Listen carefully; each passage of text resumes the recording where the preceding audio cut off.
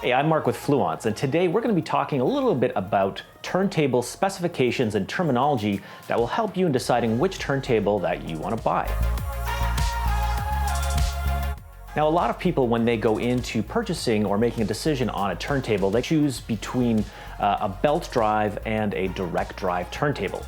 Now, there are people that are pretty strong proponents in each camp, and each of them have their own pros and cons, and you just have to make that choice what's better for your listening situation. A direct drive turntable, this is where the platter sits directly on the motor. With this, you get increased torque, really fast startup time.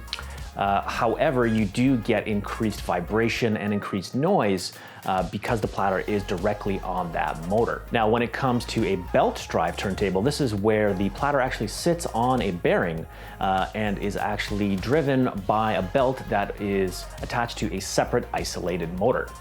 Now, this helps to reduce that unwanted vibration. You get much less noise and higher quality audio playback. Now, one of the downsides to a belt drive is that you can get less consistent speed with the belt drive, and over time that belt can wear. So after a couple of years, you may want to invest in getting a new belt so that you have that maximum performance on your turntable. Now, when it comes to styluses, or sometimes it's referred to as just a needle, you've got a number of different options out there on the market. Often it comes down to, in terms of the differences, kind of the construction and the actual shape of the stylus.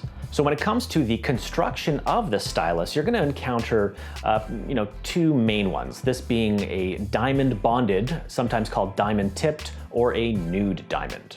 Now, for the diamond tipped type, this is where you actually have a diamond that is mounted to a metal shank, and that's actually attached or fastened to your cantilever. Now, for a nude diamond, this is where it's just all one piece diamond that's mounted to that cantilever. Now, the other part of the stylus that's important is the actual shape. And again, two of the more popular ones are a conical shape and elliptical shape. Now, the conical shape is more rounded, and what's going to happen is it actually ends up covering less or touches less surface area within the groove because it doesn't go as deep down. Now, the elliptical stylus does fit deeper into the groove and picks up more of that musical information, and especially in that higher frequency channel. So you're able to get much more of that rich sound coming from an elliptical stylus. Now, again, there are pros and cons to each.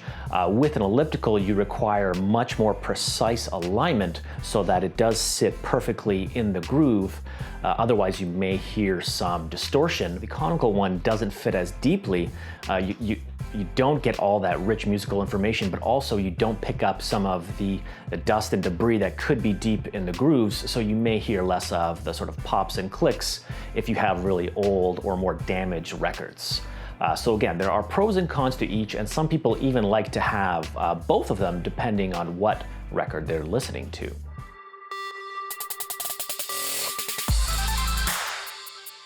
Now, when it comes to signal to noise ratio, this is just comparing the amount of desirable to undesirable sound in a signal. Sometimes it's expressed as SNR or S/N, and you'll see it marked in decibels. Now, anything around sort of 50 decibels is okay, 60 is pretty good, and the higher you get, the better it is. So another term that is going to pop up is wow and flutter. And this refers to a turntable's ability to maintain a consistent speed and avoid distortion. So the wow and flutter, this measures subtle variations in that speed.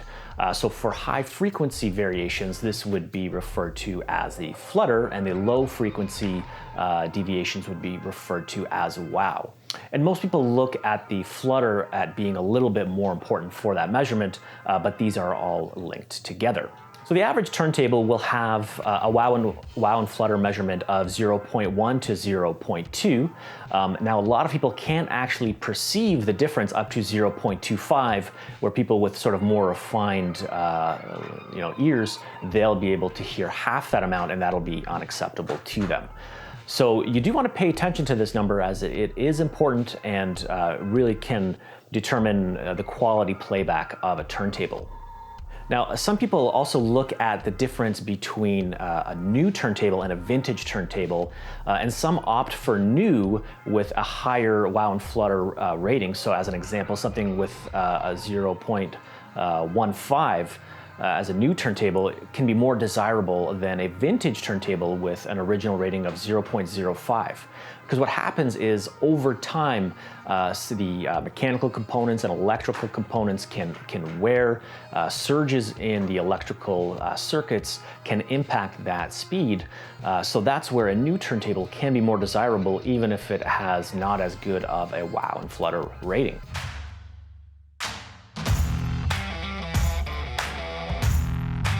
So when it comes to anti-skating, this isn't some Footloose-like town where they've banned winter activities or other enjoyable sports. It actually... You ruined my joke, man! So the anti-skating works against the force that actually pushes your stylus towards the center of the turntable as it's spinning. So this is a careful calibration that you want to make, and you want to make sure you're following what your turntable specifications suggest. If you put too much, it'll start actually spinning in the opposite, or moving towards the opposite end. You want to find that sort of perfect balance where it's right in the center and fits in the groove perfectly. So if you picture your stylus as a really great scene in Star Wars Episode 2, Attack of the Clones, we have the evil Emperor Palpatine shooting his Force lightning at Yoda. That's sort of that force that is spinning toward the center of the turntable, where then Yoda, with his anti-skating, fires back electricity, and there's sort of a perfect harmony of force electricity in the middle of the air. And that's what you want your turntable to be doing, to have that stylus perfectly in the center there. So thanks for watching. Hopefully this gives you a little bit of insight into some of those turntable terms and specifications that will help you in your record player purchase. So if you like this video, give it a thumbs up. Please subscribe to our channel and take a look at our blog at fluance.com for more helpful tips and videos to help you get you started on your audio journey. Have a great day. I will defend the Phantom Menace, and I actually believe it is better than Rogue One. I feel that Phantom Menace has much better, more original world making. They did really creative character development, and new planets and stuff like that, new bad guys, new ships. Not sure if I'm interrupting real work there.